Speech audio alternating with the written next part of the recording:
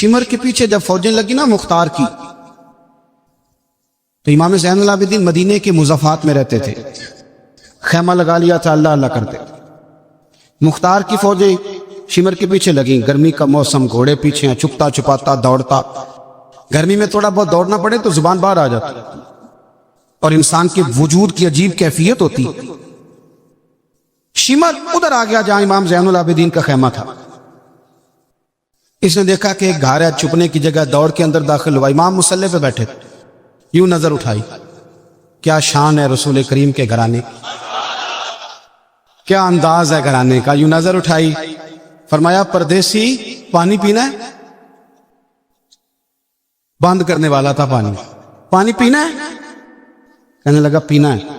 شمر کہتے میں سمجھا کہ پہچانا نہیں امام زین العابدین، پہچانا نہیں، وقت بدل گیا، حالت بدل گئی، وہ تاج و تخت والے آج رسوا ہیں۔ امام زین العابدین خود اٹھے، سننا اور یاد رکھنا، اٹھے، پیالے سے پانی، اپنے بٹکے سے پانی پیالے میں ڈالا، پھر ایک پیالہ دیا، پھر دوسرا دیا، اور پیو گے؟ تیسرا دیا۔ شمر کہتے جب میں سیر ہو کے پانی پی لیا نا تو مجھے تو گمان تھا نا پہچانے نہیں، تو میں اجازت لے کے باہر نکلا، تو میں نا پانی تو پی لیا پر پانی پانی ہو گیا۔ ہم تو دشمن کو بھی پاکیزہ سزا دیتے، ہاتھ اٹھاتے نہیں، اسے اس کی نظروں سے گرا دیتے ہیں۔ کہتے ہیں کہ پانی پانی ہو گیا، یار میں نے پانی بند کیا، پیاسے رکھا 3 دن اور مجھے پلا رہے ہیں، شرم آئی، اور میں نے کہا مر تو اب جانا ہی ہے، تو زین العابدین سے سچی بات نہ کر لے۔ میں اندر گیا تو امام پھر گردن جھکائے بیٹھے تھے، تو میں نے کہا زین العابدین شاید آپ نے پہچانا نہیں، تو امام صاحب نے نظریں اٹھائی تو آنکھوں میں آنسو تھے۔ فرمایا کیوں نہیں پہچانا؟ جب تو اندر داخل ہوا ہے تو مجھے 6 مہینے کا علی اصغر اسی وقت یاد آ گیا تھا، جب تو اندر آیا ہے تو میرے چچا کے کٹے ہوئے بازوؤں میں جو درد تھا اور میری پھپھی کی آنکھوں میں جو آنسو تھے مجھے سارے یاد آئے تھے، اور وہ کہاں کربلا اور کہاں دمشق، تم نے نیزے پہ لٹکا کے میرے باپ کا جو سار گلیوں میں گھمایا مجھے سارا یاد آیا تھا۔ شمر کہتا میں نے گھبرا کے کہا پھر پانی کیوں پلایا؟ کر پہچان گئے تھے تو پانی کیوں پلایا؟ کہتا یوں کر کے آنسو پوچھے امام نے، فرمانے لگے میری مجبوری ہے، میں ساقی کوثر کا نواسا ہوں، میری مجبوری ہے، مجھے پلانا تھا، میں مجبور ہوں، اس لیے کہ مصطفیٰ کا نواسا ہوں۔ انہوں نے ہمیں سکھایا ہے کہ جو پانی نہ دے اسے پیالے بھر بھر کے پلانا چاہیے۔ کدھر گیا میرا اور آپ کا کردار؟ چھوٹے چھوٹے دل، اتنی اتنی بات میں جھگڑا۔ ہو سکتا ہے ساقی صاحب سے بھی میں ناراض ہو جاتا اگر سٹیج پہ بڑی کرسی نہ رکھتے، اتنا سا دل بس، ہو سکتا ہے بگڑ جائیں ایک دوسرے سے کہ مجھے بلایا ہی نہیں، نعرے نہیں لگائے، بندہ استقبال کوئی نہیں بھیجا۔ او بھائی یہ تو چھوٹے لوگ اس طرح کی باتیں کرتے ہیں، یہ تو کچی پکی باتیں۔ جو آدمی بڑا ہوتا ہے وہ استقبال سے بڑا نہیں ہوتا، جو بڑا ہوتا ہے وہ بڑی کرسی سے بڑا، جو بڑا ہوتا ہے وہ آگے بیٹھنے سے بڑا نہیں ہوتا، صدر صدر ہی ہوتا ہے، وہ جہاں بھی بیٹھ جائے وہ صدر ہی ہے۔ ان چکروں سے باہر آئیں۔ اہل بیت اطہار کا اسوہ نور، خوبصورتی، بات کو سمیٹنا ہے چونکہ وقت عشاء قریب ہے۔ کیوں نکلے امام حسین یزید کے خلاف؟ یزید تو جامع مسجد دمشق کا خطیب تھا، پتہ ہے آپ کو؟ چلیں اب پتہ چل گیا، داڑھی والا آدمی، علماء جانتے ہیں، جبہ پہنتا تھا بڑا شاندار، حج کے خطبے دیتا تھا، حج کے۔ ہمارے تو حکمرانوں کو سورۃ اخلاص نہیں آتی، پھر بھی آپ کہہ کے دیکھیں، وہ کہیں گے سب سے زیادہ مذہب کا پتہ ہی مجھے ہے۔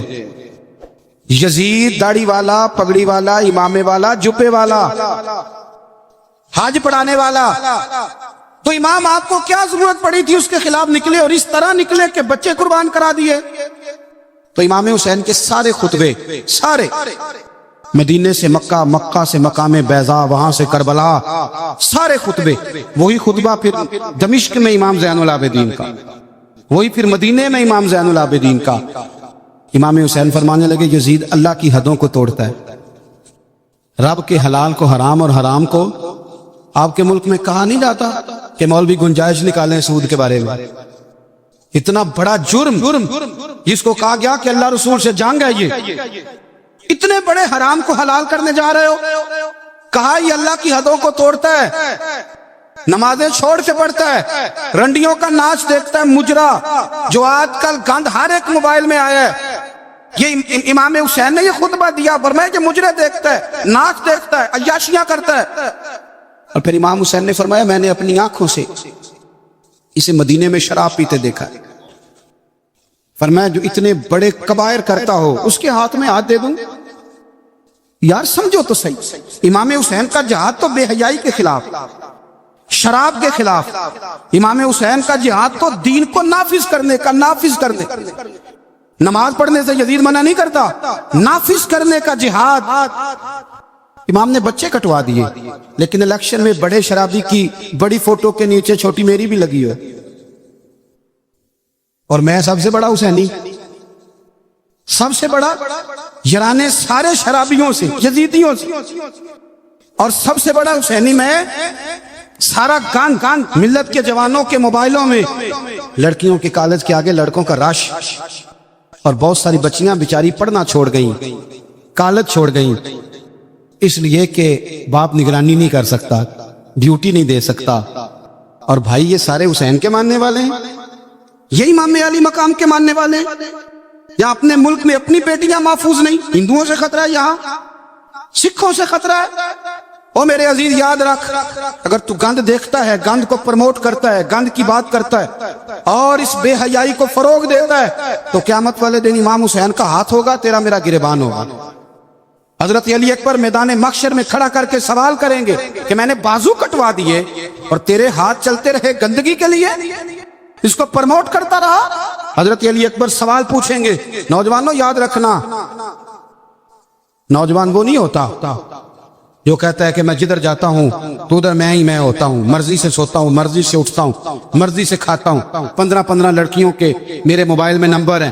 یہ جوانی نہیں، یہ تو کمزوری ہے، آپ یہ تو نفس کی غلامی ہے. جوان تو وہ ہوتا ہے جتنا قد اونچا ہو اتنی نظریں جھکی ہوئی ہیں. جوان تو وہ ہوتا ہے جتنا زیادہ اللہ قوت دے، اپنے سارے معاملات کو، اپنی عقل کو، اپنی قوت کو وہ در رسول کا غلام بنا دے. محمد بن قاسم آئے یہاں لڑنے کے لیے، راجہ دہر سے مقابلہ. 17 سال کا نوجوان، کتنے سالوں کا بول کے بتائیں؟ 17.5 سالوں کا منڈا کی کر لیندہ ویسے، برگر کھانے کے علاوہ، گھر میں لڑائی کرنے کے علاوہ. اور یہ غلطی ہماری ہے، ہمارے ہاں کوئی بڑا نہیں ہوتا، جب بچہ ہوتا ہے تو کہتے ہیں ابھی بچہ ہے، اس لیے غصہ کرتا ہے. اور جوان ہو جائے تو کہتے ہیں خون گرم ہے، بوڑھا ہو جائے تو کہتے ہیں انہیں پتہ ہی نہیں لگتا. سیانے ہونے دی کیڑی عمر ہے جی، وہ بھی بتا دیں، اس کا بھی کوئی بہانہ بتائیں، کب سمجھدار ہوگا؟ 17 سال کا نوجوان، عشق لگا سی کھیڈاں کھیڈ دی نوں، تو پھر کھیڈاں بھول گئیاں، کجل پایا سی یار دے ویکھنے نوں، پھر وہ دی یاد وچ روندیاں ہی ڈول گئیاں. حیدر شاہ اس گلی کدے نہ رول دی، پر ہن تے رول گئیاں. محمد بن قاسم آئے تو ایک بزرگ نے دیکھا محمد بن قاسم بڑے پریشان ہے، کہنے لگے پتر خیر ہے؟ خیر ہے؟ تو کہنے لگے حضور نہ تو رستوں کا پتہ ہے ہندوستان کے، اور سنا ہے راجہ دار کی فوج بھی بڑی مضبوط ہے، کیسے لڑوں گا؟ کہنے لگے بیٹے تو ہمت کر، میں دعا کروں اللہ تیری مدد کرے. چند دنوں کے بعد وہ بزرگ پھر ملے تو محمد بن قاسم بڑے حشاش بشاش. تو بزرگ کہنے لگے آج بڑے حشاش بشاش ہو، خیریت ہے؟ محمد بن قاسم کہنے لگے حضور مجھے پتہ چل گیا ہے، 2 سے 2.5 گھنٹے لڑے گا راجہ دہر پھر بھاگ جائے گا، اس سے زیادہ میرے مقابلے میں ٹھہرے گا نہیں. کہا کیوں؟ کہنے لگے میں نے پتہ کرایا ہے وہ نظر کا گندہ ہے، انہیں معلومات کرائی ہیں، اس کی تو پھپھی کی، ماموں کی، خالہ کی، چچا کی بیٹی اس کی گندی نظر سے محفوظ نہیں، جن کے پیٹوں میں رزق حرام ہو اور آنکھوں میں بے حیائی ہو، وہ کبھی کسی میدان میں کھڑے نہیں رہ سکتے، 2 گھنٹے سے زیادہ کھڑا نہیں رہے گا. کہنے لگا حضور میں 17 سال کا نوجوان ہوں، یا میں نے کعبہ دیکھا ہے یا قرآن دیکھا ہے، اور جب دل زیادہ للچاتا ہے تو مصطفیٰ کی قبر انور کو دیکھا کرتا. ہم نے باحیا زندگی رکھی ہوئی ہے. سنیں اللہ جزائے خیر، سنیں امام حسین نے نا سر سجدے میں کٹایا اور تلاوت نیزے کی نوک پہ بھی جاری رہی. آج محفل سے جانے کے بعد جس نے 2 نفل نہیں پڑھنے اور سپارہ قرآن پاک کا نہیں پڑھنے، مجھے یہ لگتا ہے کہ اس نے بھی محفل کا مزہ نہیں چکھنا. کم از کم اتنا تو کرو یار کہ سپارہ روز کا. حضرت عبداللہ ابن زبیر امام حسین کی شہادت پر تقریر کر رہے تھے اور فرما رہے تھے تم نے کوفیوں ظالموں اس کو شہید کر دیا جو 3 دن سے پہلے پہلے قرآن پاک ختم کیا کرتے تھے، اور میں جب بھی دن میں انہیں ملتا تھا انہوں نے روزہ رکھا ہوا ہوتا۔ 3 دن میں قرآن ختم کریں تو روز کے کتنے سپارے بنے؟ میں اور آپ کتنے پڑھتے ہیں؟ میں گزارش کرتا ہوں، میں منت کرتا ہوں، کچھ نہ ہو سکے نا، میرے اسلاف فرمایا کرتے تھے کچھ نہ ہو سکے تو قرآن مجید ایک دفعہ گھر میں کھول ہی لیا کرو۔ فرماتے تھے اس کے صفوں سے ایسا نور نکلے گا کہ تمہارا گھر روشن ہو جائے گا۔ اسے کھول ہی لو، قرآن سے پیار کرو، اسلام سے پیار کرو، دین کو اپناؤ۔ بچے اس وقت نہیں نماز پڑھیں گے جب آپ گھر میں لیکچر دیں گے کہ نماز پڑھنا چاہیے۔ آپ مصلی بچھا لیں، 1.5 سال کا بچہ بھی آپ کے ساتھ کھڑا ہو جائے، اس کو پتا کوئی نہیں نماز کیا ہے، پر ابا پڑھ رہا ہے تو وہ انشاءاللہ پڑھے گا۔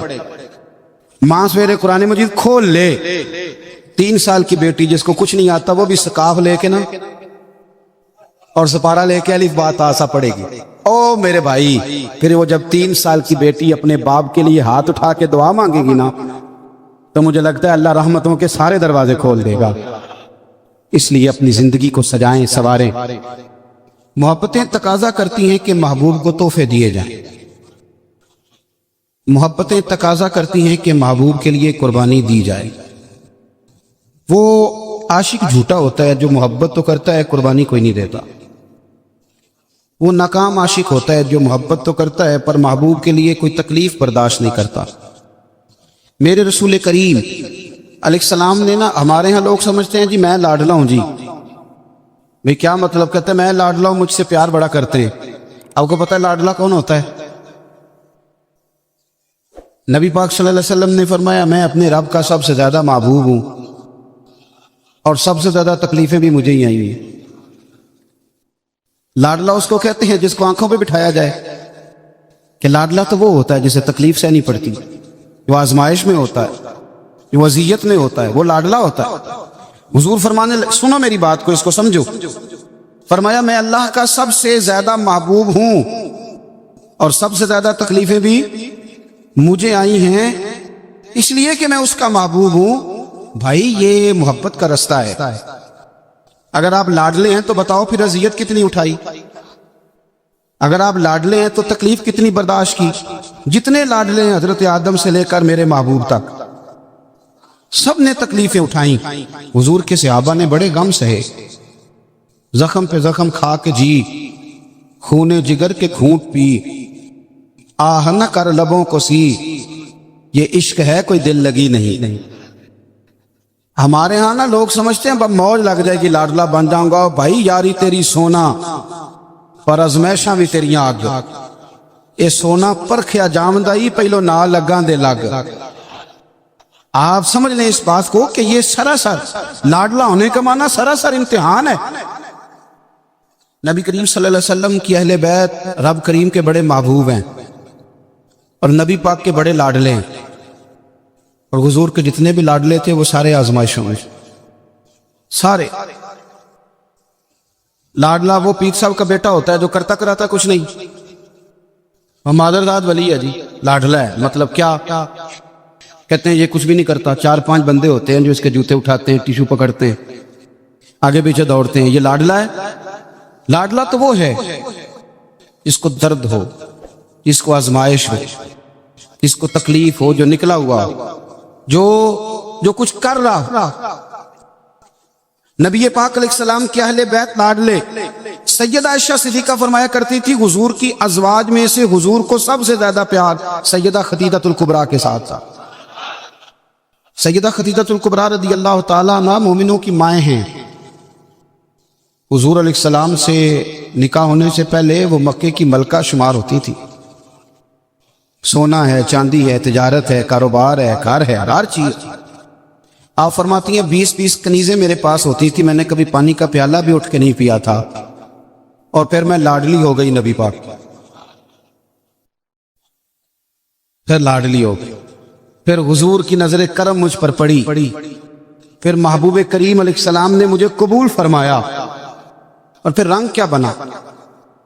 ظہر کے وقت ابن اسحاق کہتے ہیں ظہر کے وقت نبی کریم کی بارگاہ میں ساری دولت، ساری کنیزیں، سارے غلام حضرت خدیجہ نے دیے ظہر کے وقت۔ اثر سے پہلے پہلے میرے نبی نے سارا کچھ تقسیم فرما دیا. یہ بطور مثال بیان کرتے ہیں، فرماتے ہیں یوں سمجھو کہ زور کے وقت دیے اور اثر سے پہلے پہلے حضور نے بانٹ دیے. وہ بی بی جس نے کبھی بھی پانی کا پیالہ نہیں پیا تھا، پھر وہ گھر میں جھاڑو دیتی، پھر وہ چولہے میں آگ جلاتی، اور پھر وہ خاتون، دیکھیں نا، بندہ غریب سے امیر ہو جائے تو گزارا ہو جاتا ہے، اور امیر سے غریب ہونا پڑ جائے بڑی مشکل ہوتی ہے. حضرت خدیجہ الکبریٰ نا باورچی خانے سے کھانا پکا کے نکلی، چولہا جلایا، اور جب نکلی تو 17 پیوند تھے پورے وجود پر کپڑوں کے. تینوں لب دیاں آپ گواچے، سانو اپنی خبر نہ کوئی، ساتھوں پارے نہیں ککھ گلیاں دے. ان تے سانو آخ دے لوگ شدائی، ننگ نموس دا ساڑ کے چولا، گل پہنے تاج گدائی. او سجنا اپنا آپ گوایا ہے تاں یار نے چاتی پائی. نبی کریم صلی اللہ تعالی علیہ وسلم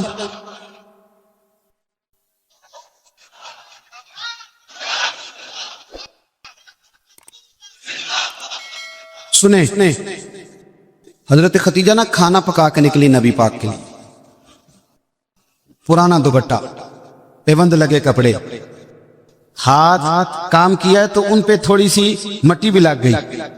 بی بی صاحبہ کھانا پکا کے جب لائی نا حضور کی بارگاہ، ادھر دیکھنا میری طرف، بارگاہ، یہ بیٹی کو سکھاؤ، یہ بیٹی کو، یہ دیسیاں بیویوں کو بتاتے ہیں، یہ بیٹی کو سکھاؤ. اسے پتہ چلے کہ جب عورت خود خامن کے لیے کھانا پکا کے لے جاتی ہے تو پھر اسے اعزاز کیا ملتا ہے.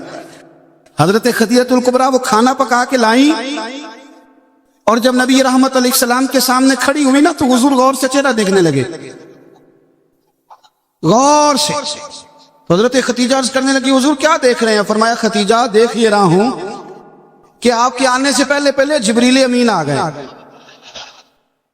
اور وہ کہہ رہے تھے کہ یا رسول اللہ خدیجہ کھانا پکا رہی ہے، جب لے کے آ جائے تو اسے اس کے رب کا سلام کہہ دیجیے گا،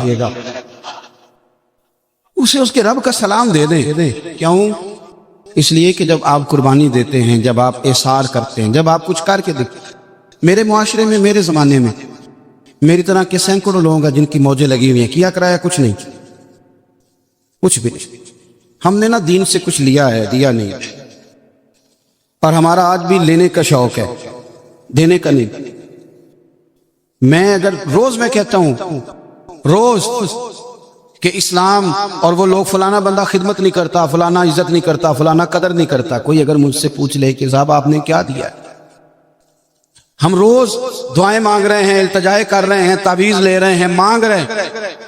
اگر کبھی ہم اپنے دل کی عدالت لگائیں اور پوچھیں ہم نے مذہب کو کیا دیا، وہ 5,000 روپیہ جو ہم مسجد میں دیتے ہیں نا، وہ بھی 25 جگہ پہ لوگوں کو خبر ہوتی ہے کہ دے دیا ہے.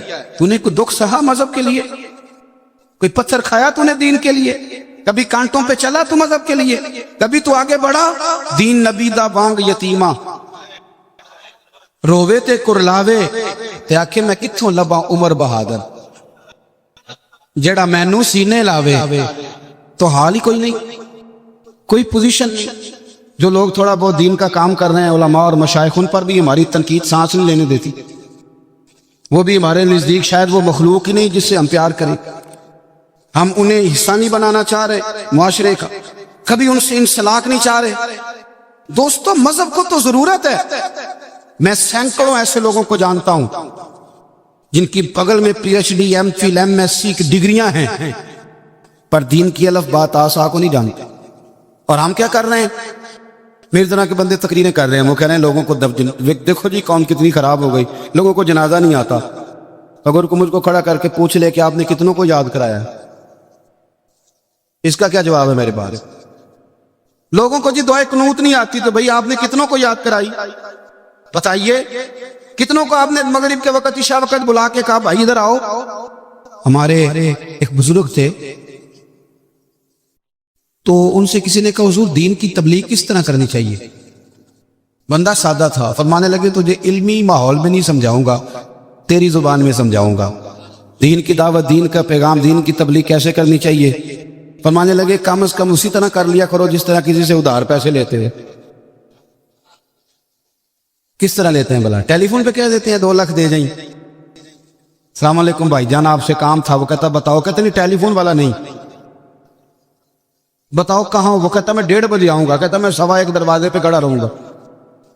پھر اس کے گھر پہنچ جاتا ہے. پھر جا کے اس دکھ سے اپنی کہانی سناتا ہے کہ شاید سامنے والا رو ہی پڑے. اور اکیلے میں ایسے ہوتا ہے کہ نہیں؟ چلو نہ ہی کر دو مجھے پتا چلے کہ ہوتا ہے کہ نہیں. اس دکھ سے داستان سنائے گا کہ رو ہی پڑے وہ. اور پھر قسمیں اٹھائے گا کہ بندہ بڑا اچھا ہوں واپس بھی ٹائم پہ کر دوں گا. جب اپنے حق میں قائل کرنا ہو تو اس کے پاس درجنوں طریقے. اور اگر اللہ رسول کے حق میں قائل کرنا ہو پھر پتہ کیسے تبلیغ ہوتی ہے. دروازے پہ ایک بندہ کھڑا ہے یہ نماز پڑھنے آ رہا ہے تو اس کو کہتا ہے وہ پڑھ لے کر نماز دینے پیسے کتنے کر دینی. یہ دعوت دے رہا ہے نماز کی. وہ کیا کہتا ہے کہتا جا تو اپنی قبریں پہنا ہے میں اپنی قبریں پہنا. اس طرح دعوت ہوگی دین کی. اس طرح پیغام پھیلے گا. کہ جب ہم نعرہ لگاتے ہیں نا تاجدار ختم نبوت زندہ باد یہ عقیدہ ہے یہ اسلام کی اساس ہے. اور آپ کو پتہ ہے جب آپ نے کہا نبی پاک آخری نبی ہیں تو پھر آپ کی ذمہ داریاں کتنی بڑھ گئیں یہ پتہ ہے آپ کو. پھر آپ آرام سے گھر بیٹھ سکیں گے. پھر 10 گھنٹے کی نیند کریں گے. پھر آپ کے پاس ٹائم نکلے گا مری جانے کا. پھر آپ کے پاس وقت ہوگا کہ آپ جا کے کسی ہوٹل پہ ہوٹلنگ کریں. حضور تو آخری نبی ہیں. اب دین کا سارا کام تو رسول اللہ کی امت نے کرنا ہے. تو امت کے پاس تو بور ہونے کے لیے بھی بڑا ٹائم ہے. فیس بک کے لیے بڑا ٹائم. بھائی جتنے محبوب تھے جتنے پیارے تھے انہوں نے قربانیاں دی. سیدہ طیبہ طاہرہ حضرت فاطمہ الزہرا. یارو کائنات میں اتنا پیار. حضور کی 4 بیٹیاں ہیں یہ چھوٹی تھی. جتنا پیار میرے نبی نے سیدہ سے کیا کہ لوگوں اس کو الگ نہ سمجھنا. فاطمہ تو بدعۃ منی یہ میرے جگر کا ٹکڑا ہے میرے وجود کا حصہ ہے الگ نہ سمجھنا. لیکن جتنی تکلیف حضرت فاطمہ نے اٹھائی ہے توجہ ہے میری بات پر. کسی نے پوچھا بی بی صاحبہ گھر سے کب نکلی پہلی دفعہ کب نکلنا پڑا تو حضرت فاطمہ رو پڑی. فرمانے لگی میری والدہ وصال کر گئی تھی. جناب ابو طالب کا انتقال ہو گیا. مجھے کسی نے آ کے خبر دی کہ فاطمہ حضور حرم کعبہ میں سجدے میں تھے اور کفار نے اونٹ کی وزنی وزنی ہوتی ہے وہ لا کے حضور کے کندھے پہ رکھ دی ہے. مولا علی بھی مکے میں موجود نہیں. جناب صدیق اکبر بھی نہیں. تو فاطمہ چلو ذرا. تو حضرت فاطمہ کہتی ہیں چھوٹی سی عمر میں دوپٹہ اوڑھ کے گویا برقع پہن کے میں گئی. اور فرماتی ہیں پھر جا کے میں نے رسول کریم کے سر اقدس سے اوجڑی اتاری. یہ شہزادی ہیں یہ کائنات کی مالکہ ہیں یہ جنتی عورتوں کی سردار ہیں. پر ان کی آزمائش تو دیکھو. فرماتی ہیں میں نے وہ اوجڑی اتاری پھر حضور کو انگلی تھام کے میں لائی آب زمزم کے کنویں پر. پھر میں نے رسول کریم صلی اللہ تعالی علیہ وسلم کے سر اقدس پر زلفوں پر پانی ڈالا. پھر میں نے دھویا.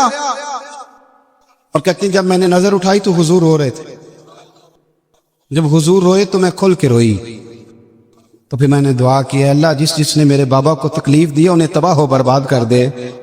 سجدہ فرمایا کرتی تھی جن کے لیے میں نے اس دن دعا کی تھی سارے بدر میں مارے گئے. بدر میں مارے گئے. ان کی تکلیف دیکھو. کون اتنا غریب ہے اس مجمع میں جس کی بیٹی اتنا کام کرے کہ ہاتھوں پہ چھالے پڑ جائیں. ہیں ویسے سب کی بچیاں دکھی. جس کو آپ ٹٹولیں گے وہی کہے گا دماد بڑا ظالم ہے. میری بیٹی تو لاڈوں میں پلی ہوئی تھی. ہے کوئی اتنا غریب جس کی بیٹی اتنا کام کرے کہ ہاتھوں پہ چھالے پڑ جائیں. اور سیدہ فاطمہ نے اپنے گھر میں مٹی گوند کے لیپا پوتی بھی کی. سیدہ فاطمہ نے چکی پیسی. چکی میرے ملک میں جس کو سزا ملتی ہے اسے چکی پیسنے پہ لگاتے ہیں. بی بی صاحبہ نے چکی پیسی. کیا دیتے ہو سن لیتے ہو. کبھی پتہ ہے آپ کو کہ خاتون خامہ واشنگ مشین پر کپڑے دھوتی ہے تو رات کو کہتے ہیں 2 گولیاں لا دو پیناڈول کی. بڑی تھک گئی.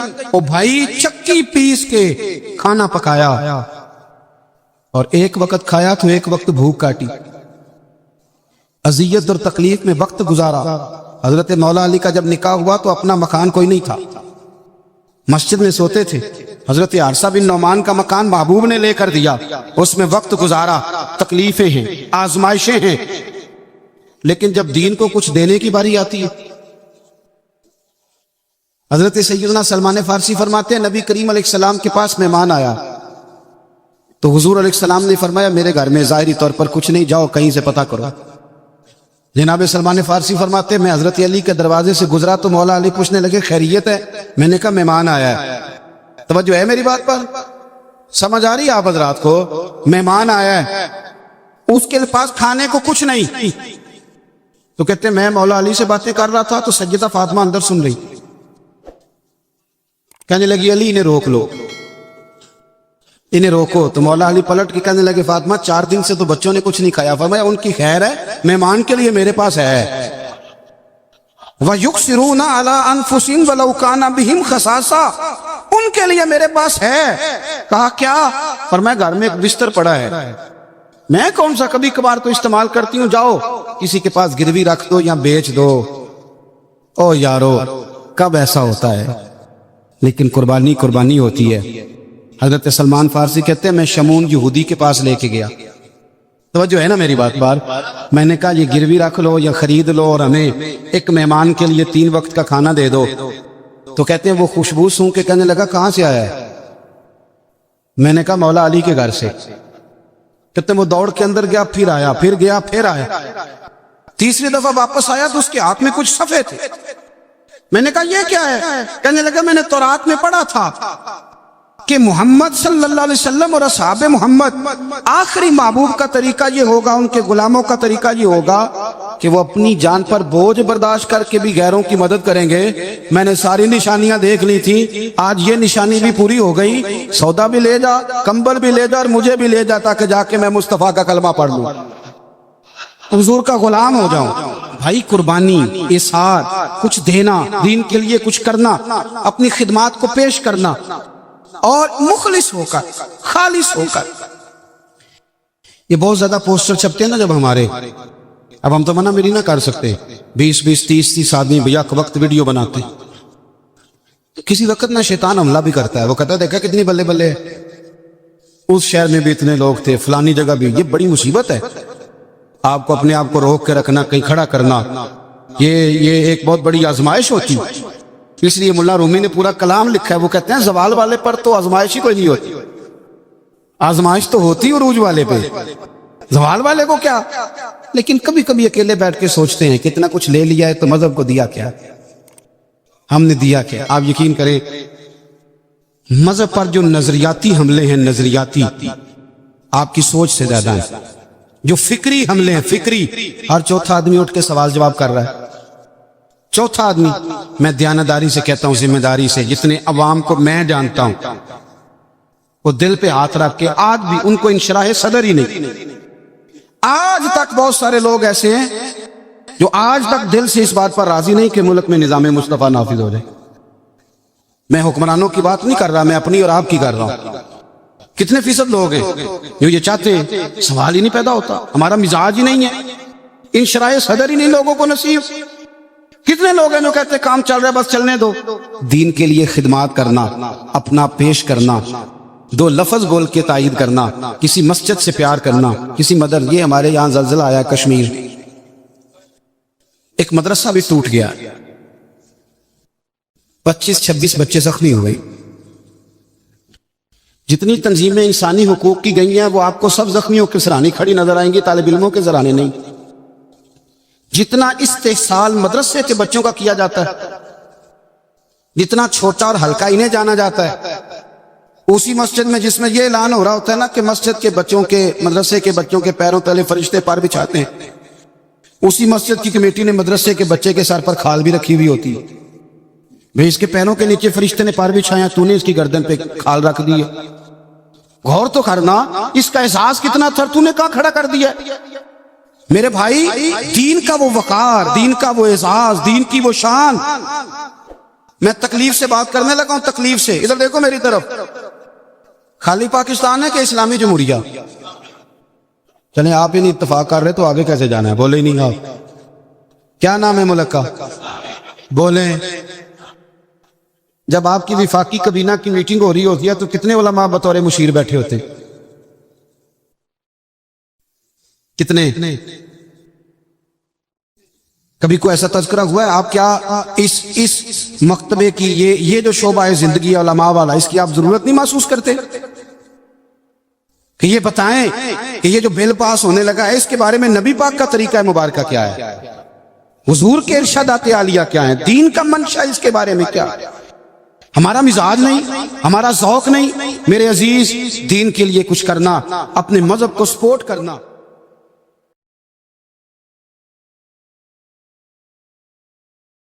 اگر آپ کو یہ ویڈیو پسند آئے تو ہمارے چینل محفل ذکر کو لائک اور سبسکرائب ضرور کریں. شکریہ.